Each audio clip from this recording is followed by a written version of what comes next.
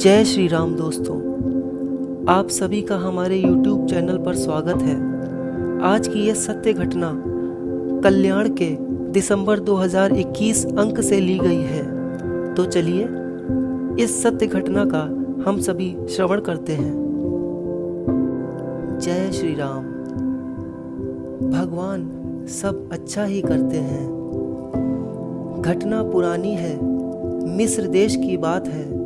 वहाँ के एक भगवत भक्त गृहस्थ की झोपड़ी वन के समीप थी। वे इतने भगवत विश्वासी थे कि सुख दुख की हर घटना में भगवान की कृपा और उनका मंगलमय विधान ही मानते थे। उनके घर में उनकी पत्नी के अतिरिक्त 3 प्राणी और थे। एक बैल था जो बोझा ढोने के काम आता था।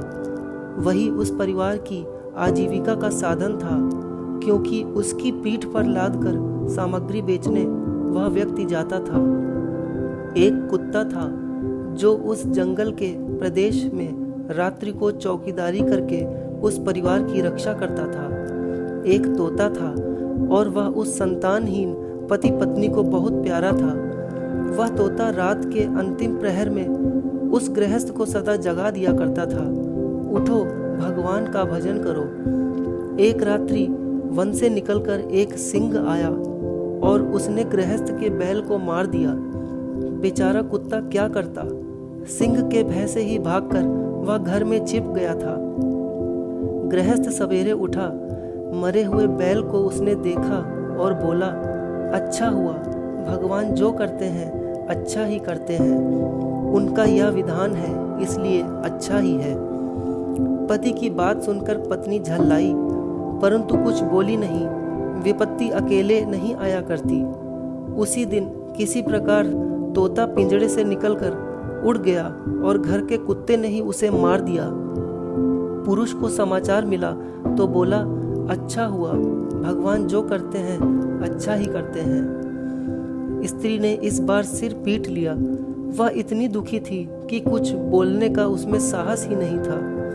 थोड़ी ही देर में किसी ने बताया कि पता नहीं क्या हुआ, उनका कुत्ता मार्ग में लोट पोट होने लगा और अब मरा पड़ा है।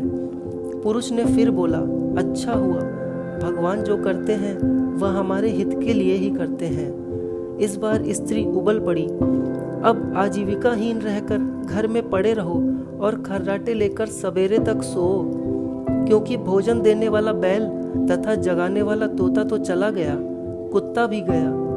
इससे रात में कोई चीता भेड़िया तुम्हें और हमें भी पेट में पहुंचा देगा। जो हो गया था उसे बदलने का उपाय नहीं था। पुरुष इसे भगवान की कृपा मानकर संतुष्ट था और स्त्री दुखी थी, किंतु दोनों को जीवन क्रम तो चलाना ही था। दिन गया और रात्रि आई, दोनों सो गए। सवेरे उठे तो देखते हैं कि पूरे गांव में लाशें ही लाशें बिछी हैं। रात्रि में डाकुओं ने आक्रमण किया था। एक व्यक्ति भी जीवित उन्होंने नहीं छोड़ा। झोपड़ियों के फूटे बर्तन तक वे उठा के ले गए थे। इस झोपड़ी को सुनसान समझकर वे छोड़ गए थे, क्योंकि जंगल के पास के गांव में जिस झोपड़ी में कुत्ता न हो उसमें किसी के रहने की संभावना नहीं की जा सकती।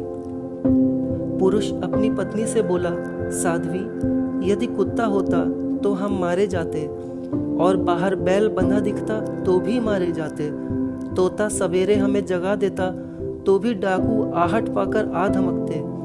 तीनों जानवरों की मृत्यु का विधान दयामय प्रभु ने किया था और हमारे मंगल के लिए किया था। आज हम इसलिए जीवित बचे हैं कि वे जानवर हमारे यहाँ नहीं थे।